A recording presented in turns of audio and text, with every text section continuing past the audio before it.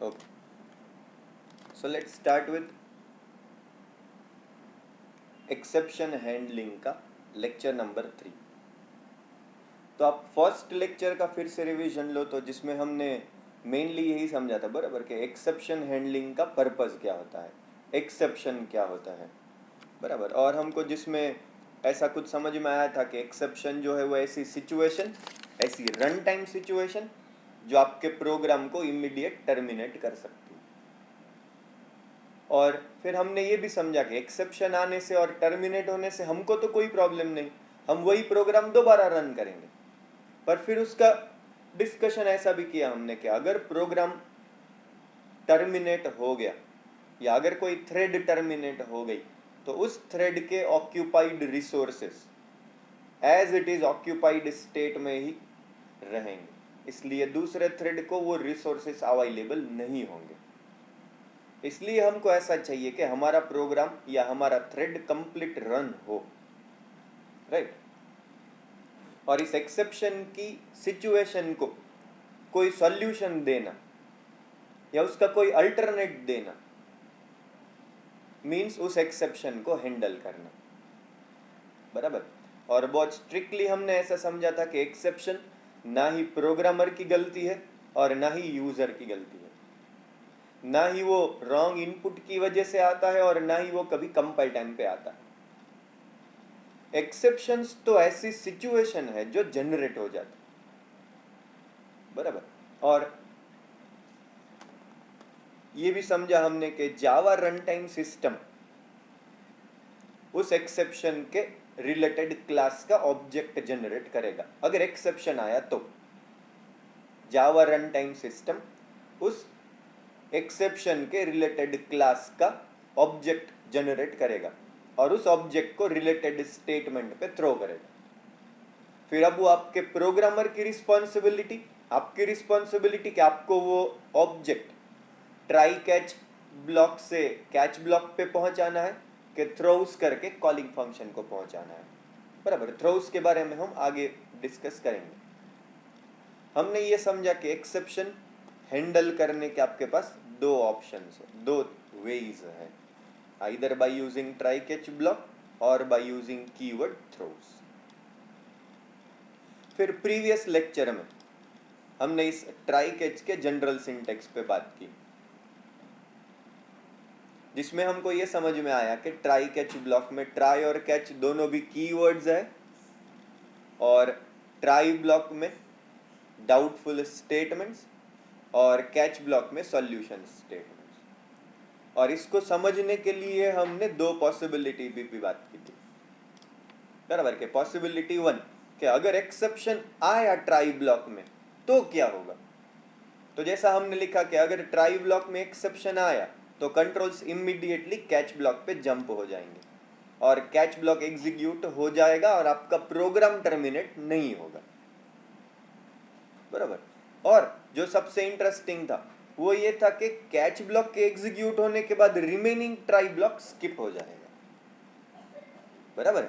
जो यहाँ पे लिखा है देखो, if exception occurs in try block then controls will be immediately transferred to catch block and the catch block completely executes, program will not terminate and the controls will never return to try block again, बराबर। क्योंकि controls वापस कभी reverse में ऊपर नहीं जाते, वो तो सिर्फ लूप की ही एबिलिटी है कंट्रोल्स वापस ऊपर लेके जाने की, बराबर। इसलिए एक बार ट्राई ब्लॉक से कंट्रोल्स जंप हो गए कैच ब्लॉक में कि फिर बाद में कभी भी रिमेनिंग ट्राई ब्लॉक एग्जीक्यूट नहीं होगा। हाँ, लूप लिखा आपने तो ऑब्वियसली होगा ही, पर उस लूप के अंदर आपको पूरा ट्राई कैच ब्लॉक लिखना पड़ेगा ना, तभी लॉजिकली वो पॉसिबल है। और गो टू तो जावा में अवेलेबल नहीं है कि आपने गो टू यूज किया और ट्राई ब्लॉक के किसी पॉइंट पे आपने किसी लेबल पे आपने उसको वापस ला के दिया, वैसा तो हो नहीं सकता। इसलिए अगर आपने सोचा भी कि आप कुछ लूप वगैरह भी यूज करेंगे तो वो भी नहीं हो पाएगा ना। यहाँ पे देखो तो logically, so suppose this is your try block and this is catch block, बराबर। ये ट्राई ब्लॉक और ये कैच ब्लॉक। अब आपने अगर ट्राई ब्लॉक में यहाँ पे कुछ स्टेटमेंट्स लिख दिए और यहाँ पे दिया डू, फिर यहाँ पे आपके डू व्हाइल के स्टेटमेंट्स, तो आपके व्हाइल की कंडीशन, तो वो तो आपका यहीं पे टर्मिनेट हो जाएगा।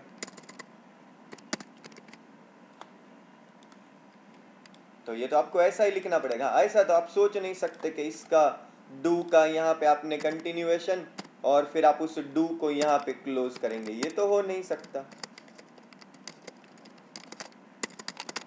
कि यहाँ पे आपने हाफ डू लिखा और उसका क्लोजिंग यहाँ पे लिखा, ये नहीं होगा, क्योंकि जैसे ही ये करली ब्रैकेट क्लोज होगा कि वो इस डू का करली ब्रैकेट क्लोज कंसीडर करेगा ना उसे, इसलिए ये तो आप नहीं सोच सकते कि आपने आधा डू इधर लिखा और आधा व्हाइल इधर लिखा, ये तो नहीं हो सकता था।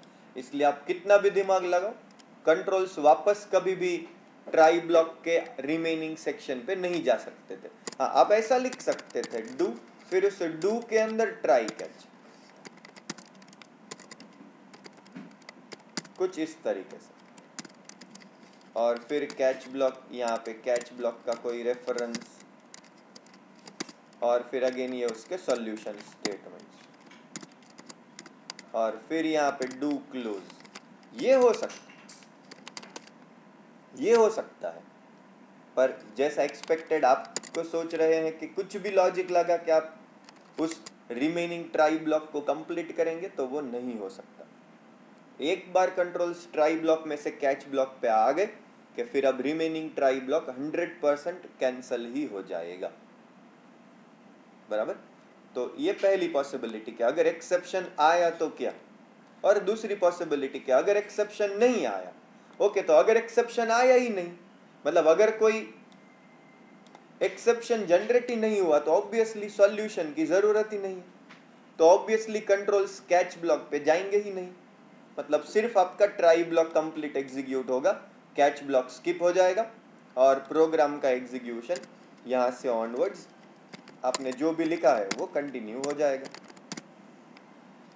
तो इसलिए ट्राई और कैच को समझने की दो पॉसिबिलिटी, अगर एक्सेप्शन आया तो क्या, और अगर एक्सेप्शन नहीं आया तो क्या, सिंपल।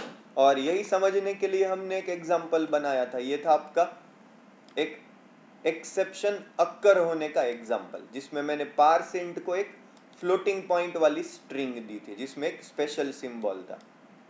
आप ये मत सोचना कि आपने पारसेंट को फ्लोटिंग पॉइंट दिया था इसलिए वो एरर आया, या सॉरी एक्सेप्शन आया, ऐसा नहीं था। पर ऐसा था कि जब इसके अंदर 15.2 आया तो पार्स करते वक्त वो 15 पार्स करेगा, this 15 string can be converted into 15 number, पर ये स्पेशल सिंबल का किसी तरीके का कन्वर्जन नहीं होता था ना डिजिट में, इसलिए एक्सेप्शन। इस डॉट की जगह पे आप कोई भी स्पेशल सिंबल देते थे अगर, तो ये भी आपको यही एक्सेप्शन जनरेट करता था, नंबर फॉर्मेट एक्सेप्शन, बराबर। और दूसरा एग्जांपल हमने समझा था इसी पे, वो एग्जांपल था ये वाला, जिसमें मैंने आपके इस डिवीजन के स्टेटमेंट को ट्राई कैच ब्लॉक में अप्लाई किया था, बराबर। और एक्सेप्शन आया या नहीं आया, जो भी सिचुएशन थी, आपका प्रोग्राम पूरा रन होता था, बराबर है ना। यही तो एक्सेप्शन हैंडल करने का बेनिफिट है कि अगर एक्सेप्शन हैंडल की तो आपका प्रोग्राम कंप्लीट रन होगा, जिससे आपका थ्रेड कंप्लीट रन होगा, जिससे अगर कोई ऑक्यूपाइड रिसोर्सेस है तो आप उसे फ्री करने का सोच सकते हो, बराबर। तो एक बहुत ही सिंपल सिचुएशन है, वो है ट्राई कैच ब्लॉक के बारे में, बराबर। मैं एक और प्रोग्राम बना था सिंपल, और है जिसमें मैं फिर से एक स्ट्रिंग को पार्स करूंगा, पर अब इस बार मैं उसे ट्राई कैच ब्लॉक में लिखूंगा, जिससे वो पार्स अगर सक्सेसफुली नहीं भी हुई तो भी आपका प्रोग्राम टर्मिनेट नहीं होगा, जो आपका यही प्रोग्राम था प्रीवियस वाला, बराबर, जिसमें यहाँ पे मैंने 15.2 दिया। अब मैं इस प्रोग्राम को आपको एक बार फिर से रन करके बताता, दिस इज CD 1.8 में test2.java,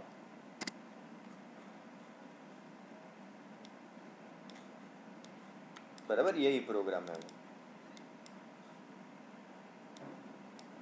सो ये कंपाइल हुआ बराबर। अब इसमें मैंने यहाँ पे दिया है स्ट्रिंग वैल्यू, मैं यहाँ पे से ये सिर्फ वेरिएबल यूज कर लेता हूँ उसका। अब यहाँ पे उसको फिर से कंपाइल एक बार, और अब उसको रन करो यहाँ पे जावा टेस्ट 2, तो ये आपको नंबर फॉर्मेट एक्सेप्शन बताएगा। बराबर, वो नंबर फॉर्मेट किसने बताया? इस पार्स मेथड ने, क्योंकि पार्स मेथड इस फ्लोटिंग पॉइंट वाले को पार्स नहीं कर सकता था। बराबर, अगर सिर्फ 15 होता था या 152 होता था तो इससे कोई प्रॉब्लम नहीं था। सो ये आपको क्लियरली पार्स करके देता था। So after parsing it is 152। बराबर, पर प्रॉब्लम होता था यहाँ पे किसी भी तरीके के स्पेशल सिंबल या डिजिट सॉरी या डेसिमल पॉइंट या फ्लोटिंग पॉइंट पर। अगेन वही, बराबर। तो ये मत समझना गलत फहमी में कि ये स्ट्रिंग में माइनस था इसलिए, पार्स इंट ने एक्सेप्शन थ्रो किया है। ठीक है, अब मैं क्या करूंगा, यही जो डाउटफुल स्टेटमेंट है उसे ट्राई ब्लॉक में, और फिर catch block is for number format exception, और फिर ये मैसेज system.out.println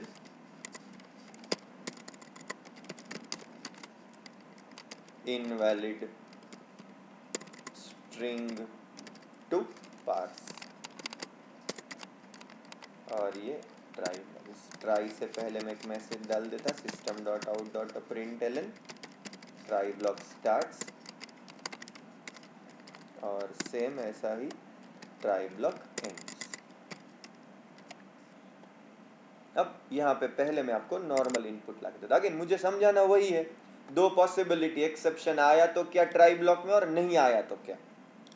बराबर, और ये पार्सिंग वाला स्टेटमेंट में हटा देता और उसके बदले में मैसेज चेंज कर देता, out of try catch blocks,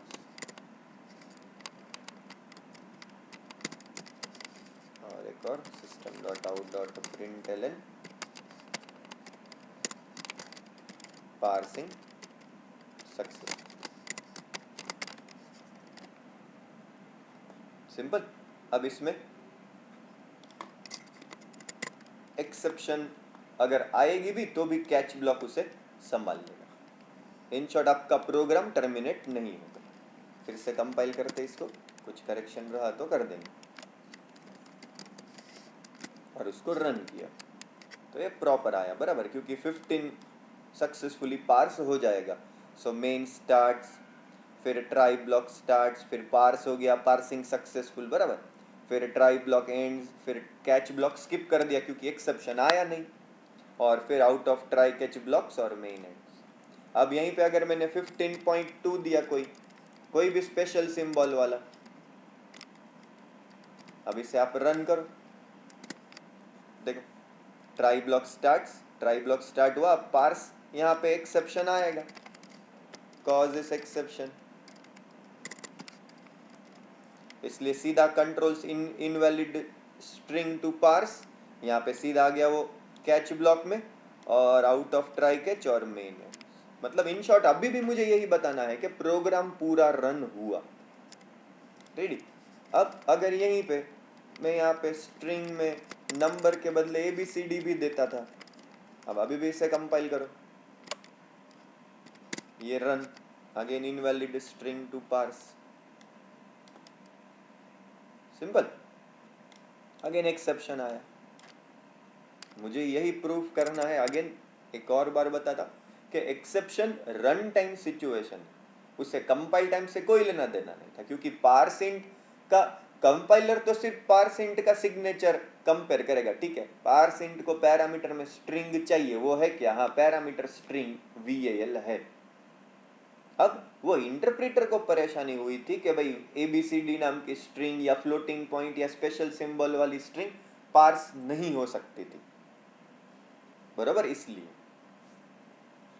तो ये चीज केयरफुली याद रखो कि ट्राई कैच ब्लॉक में, ट्राई में अगर एक्सेप्शन आया तो कंट्रोल कैच ब्लॉक पे जाएंगे और कभी भी रिवर्स में आके ट्राई ब्लॉक कंप्लीट नहीं होगा। बराबर, जो यहाँ पे भी आपको दिखा, invalid string to parse and the program is continue towards main ends, right. वो ये आपका पार्सिंग सक्सेसफुल या ट्राई ब्लॉक एंड्स कभी प्रिंट ही नहीं हुआ। यही तो इसका पॉइंट है कि कंट्रोल्स कभी वापस ट्राई ब्लॉक पे नहीं आएंगे। सिंपल। अब देखो और एक चीज समझो, बहुत सारे बच्चे हैं, बहुत सारे कॉलेज वाले हैं जिन्होंने ऑलरेडी थ्रोस के बारे में बता दिया। मैं इसी प्रोग्राम में चेंज करता और इस टेस्ट 3 में भी एक चेंज करता है जहां पे आपके पास अरिथमेटिक एक्सेप्शन है। अब एज अ सॉल्यूशन में क्या कर रहा, ये ट्राई ब्लॉक निकाल देता, बराबर। अभी भी ये डिवीजन एकदम मैं उसको रीसेट कर देता आपके लिए, और ये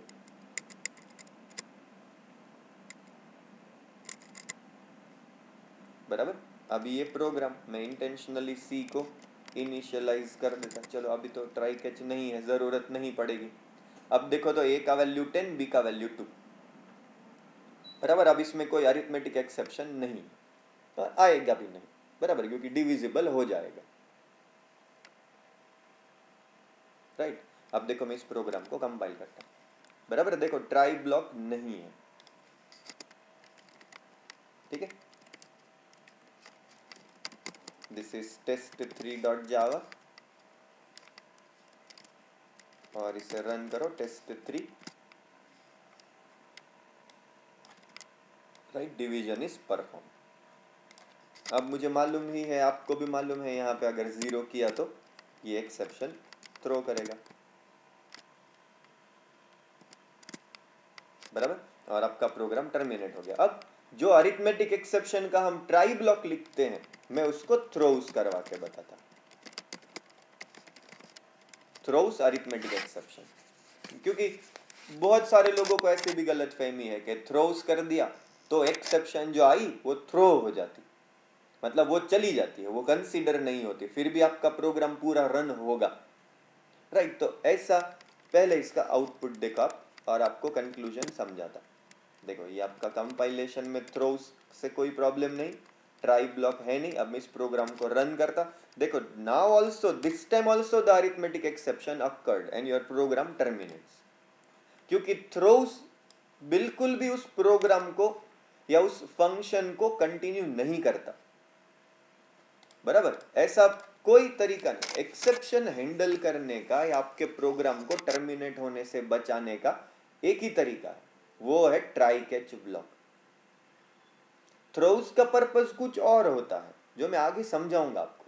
फिलहाल मैं फोर्सफुली यही समझाना चाहता हूं कि try catch is the actual solution of your exception, बराबर। Try catch is actual solution, throw करना कुछ अलग चीज है जो मैं आगे के लेक्चर्स में समझाऊंगा आपको, और एक बार नहीं, पूरे एग्जांपल के साथ क्लियर समझाऊंगा, बराबर। तो थ्रोस अरिथमेटिक एक्सेप्शन काम नहीं आया, I had to go for try catch blocks. ऐसा ही इस एग्जांपल में भी होता था जो आपने नंबर फॉर्मेट का दिया। अगर मैं यहाँ पे थ्रोस नंबर फॉर्मेट करवा दूंगा तो भी आपके प्रोग्राम को टर्मिनेट होने से नहीं बचाएगा, बराबर। हाँ, और एक चीज देखो, अब ये एक्चुअली में यहाँ पे अपने पार्सिंट की वजह से जो सिचुएशन आ रही है वो है नंबर फॉर्मेट एक्सेप्शन की, बराबर। यहाँ पे अब इस नंबर फॉर्मेट की जगह पे मैं इंटेंशनली अरिथमेटिक एक्सेप्शन का रेफरेंस बनाऊंगा इंटेंशनली। अब देखते कि जनरेट हुई नंबर फॉर्मेट एक्सेप्शन का ऑब्जेक्ट या नंबर फॉर्मेट एक्सेप्शन, और जो उसका कैच ब्लॉक है वो है आपका अरिथमेटिक एक्सेप्शन का। अब देखते पहले तो कंपाइल करके, पहले उसको let it be successfully compiled, I make it 15, ये है test3, सॉरी test2, इसे कंपाइल करिए। अभी जावा और test2, देखो parsing successful and try block ends, बराबर, और आउट ऑफ ट्राई कैच। अब उसको कभी कैच ब्लॉक पे जाना ही नहीं पड़ा, उसका ध्यान ही नहीं गया कैच ब्लॉक पे, बराबर। अब एक्सेप्शन अक्कर होने देते, अब एक्सेप्शन अक्कर होगा नंबर फॉर्मेट पर, कैच ब्लॉक है अरिथमेटिक एक्सेप्शन। देखो इसे कंपाइल किया, अब इसको रन करो। अगेन देखो number format exception, main starts try block start, मतलब यहाँ तक पहुंचा, main starts try block starts. अब इधर एक्सेप्शन आया, पर आपके पास जो कैच ब्लॉक था वो अरिथमेटिक का था और जो जनरेट हुआ वो नंबर फॉर्मेट का, तो ऑब्वियसली उसको रिलेटेड कैच ब्लॉक नहीं मिला, इसलिए आपका प्रोग्राम का एग्जीक्यूशन टर्मिनेट हो गया। सो केयरफुली ये भी याद रखो आप कि एक्सेप्शन आए वो बरोबर है कि भाई ट्राई कैच ब्लॉक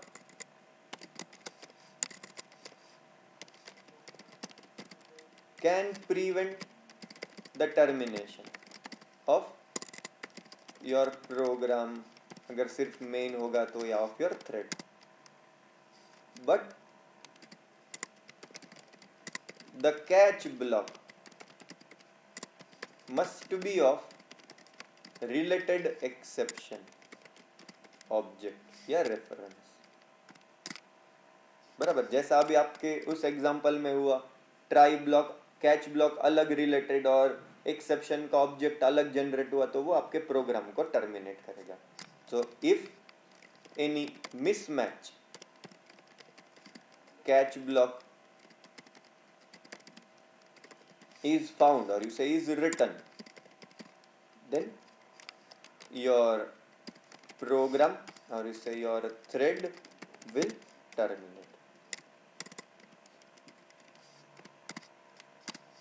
और ये बात मैंने आपको बहुत बार बताई, बराबर, कि मेन भी अल्टीमेटली तो एक थ्रेड ही, बहुत सारे ये एक्सेप्शन भी जो है उसका भी मैसेज देखो ना, एक्सेप्शन इन थ्रेड मेन, यहाँ पे भी exception in thread main, exception in thread main, बराबर। तो एक्सेप्शन रिलेटेड कैच ब्लॉक पे ही जाएगा, अगर कैच ब्लॉक रिलेटेड नहीं है तो आपके एक्सेप्शन हैंडल होने का मतलब भी नहीं। हाँ, बहुत सारे लोग ऐसा जरूर ट्राई करते हैं कि सर यहाँ पे एक काम करेंगे, हमको तो कॉलेज में बताया कि सिर्फ एक्सेप्शन, सिर्फ एक्सेप्शन। अब यहाँ पे देखो आप, सिर्फ एक्सेप्शन, अब इसे कंपाइल किया test2, अब आप उसे रन करो, सो नाउ इनवैलिड स्ट्रिंग। अब ये चला, उसका रीजन क्या है कि जो ऑब्जेक्ट जनरेट हुआ, आपको याद है तो मैंने आपको ऐसा बताया था बहुत टाइम पहले कि द क्लास, वो हायरार्की आपको याद है तो फर्स्ट लेक्चर की, कि सबसे हायरार्की में क्लास था थ्रोवेबल, थ्रोवेबल के दो डिराइव्ड क्लास थे, बराबर, एरर और एक्सेप्शन, और एक्सेप्शन का एक बाजू पे डिराइव्ड क्लास था क्लास रन टाइम एक्सेप्शन, बराबर है, और उसके अंदर दोनों क्या डिराइव्ड क्लासेस। तो आपका जो class Java dot lang dot exception is base class of all exception related classes, java.lang.exception is base class of all exception related classes, right? इसलिए क्या हुआ कि इस केस में जो रेफरेंस या जो ऑब्जेक्ट जनरेट हुआ, किसने जनरेट किया? जावा रन टाइम सिस्टम ने। वो कौन सा ऑब्जेक्ट जनरेट किया इसने? वो ऑब्जेक्ट जनरेट किया नंबर फॉर्मेट एक्सेप्शन का, और यहाँ पे आपके पास पैरामीटर कौन सा है? एक्सेप्शन का। रेफरेंस कौन सा है? एक्सेप्शन का, और एक्सेप्शन उसका बेस क्लास। तो ये हमको मालूम ही है कि बेस क्लास का reference can receive derived class का ऑब्जेक्ट, इसलिए वो सक्सेसफुली इधर आया, समझा? इसलिए वो सक्सेसफुली इधर आया। और अगर आप इसकी जगह पे वो अरिथमेटिक का लिखते थे तो अरिथमेटिक एक्सेप्शन को और जो जनरेट हो रहा है नंबर फॉर्मेट एक्सेप्शन के ऑब्जेक्ट को कोई कंसर्न नहीं था, इसलिए वो एरर बता रहा था, इसलिए वो इससे मैच नहीं हो रहा था और टर्मिनेट हो रहा था। इसलिए आपने अगर यहाँ पे एक्सेप्शन रखा तो कोई गलत नहीं, बराबर। पर मैं तो ऐसा कहूंगा, आगे जब आपको मल्टीपल कैच ब्लॉक के बारे में बताऊंगा तो आपको समझेगा कि एक्सेप्शन और स्पेशल वाला कैच ब्लॉक बनाने में डिफरेंस क्या था।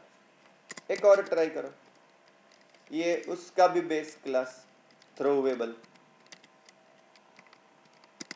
उसे कंपाइल करते, अगेन उसे रन करो तो भी चला। मतलब ये सिर्फ एक सोच है लोगों की कि एक्सेप्शन, पर एक्सेप्शन के बदले आप एक्सेप्शन का भी बेस क्लास रख दिया तो भी चलता है। पर ज्यादातर लोगों को आदत सिर्फ एक्सेप्शन की है, बराबर। पर फिर भी आई स्टिल बिलीव कि अगर आपको ओरिजिनल एक्सेप्शन कौन सी जनरेट हुई वो मालूम है तो आपको उस एक्सेप्शन का ही स्पेसिफिक नाम लिखना चाहिए, ना कि जनरल वाला एक्सेप्शन लिख दिया और छूट गए, ऐसा नहीं सोचना चाहिए। हाँ, फिर अब बहुत सारे लोगों को ख्याल आता है कि सर फिर अब ये कैसे याद रखना कि कौन से स्टेटमेंट में कौन सी एक्सेप्शन है। चलो ये 2-3 एग्जांपल से क्लियर तो हुआ कि डिवीजन से अरिथमेटिक, पार्सेंट से नंबर फॉर्मेट। सर फिर कोई और रही तो, कोई और रही तो, उसके जैसी रही तो। सो भाई उसका आंसर ये है कि you have to remember the exception situations and you have to remember the exception functions, बराबर। वो आपको डिसाइड करना है कि कौन सा एक्सेप्शन उस सिचुएशन में आएगा, बराबर। तो फिलहाल तो मैं अभी भी वही कहूंगा कि आपको ये एक्सेप्शन वाला प्रिफर नहीं करना चाहिए, ठीक है। और अगर कुछ इसमें 2-3 एक्सेप्शंस की पॉसिबिलिटीज है तो आप ऐसा लिखो कैच ब्लॉक के कि भाई आपको उन सभी के लिए जनरली कोई कॉमन सॉल्यूशन देना था, तो बराबर। अगले लेक्चर में मैं आपको पहले ये बताता कि अगर एक ट्राई ब्लॉक में एक से ज्यादा एक्सेप्शन है तो क्या, बराबर।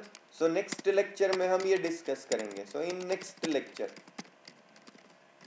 We will discuss about multiple exceptions in single try block which will be handled by single catch block। कौन सा वाला? वो एक्सेप्शन वाला, बराबर। क्योंकि उस पे मुझे थोड़े ज़्यादा अच्छे से एग्जाम्पल और थोड़े ज़्यादा अच्छे से डिस्कशन करना है। तो फिलहाल इस लेक्चर में तो मुझे बताने का पर्पज़ यही था कि कैच ब्लॉक में रिलेटेड एक्सेप्शन क्लास का रेफरेंस होना चाहिए, या तो एक्सेप्शन का, मैं तो अभी भी वही बोलूँगा, एक्सेप्शन का रेफरेंस अगर स्पेसिफिक मालूम है तो मत बन, पर अगले लेक्चर में बताता कि इधर एक्सेप्शन कब रखना चाहिए, बराबर। और इसकी जगह पे आप ये ऑब्जेक्ट भी प्रिंट कर सकते हैं, बराबर। वो अगले लेक्चर में मैं आपको एकदम क्लियर बताता। फिलहाल इस लेक्चर का पर्पज इतना है, राइट।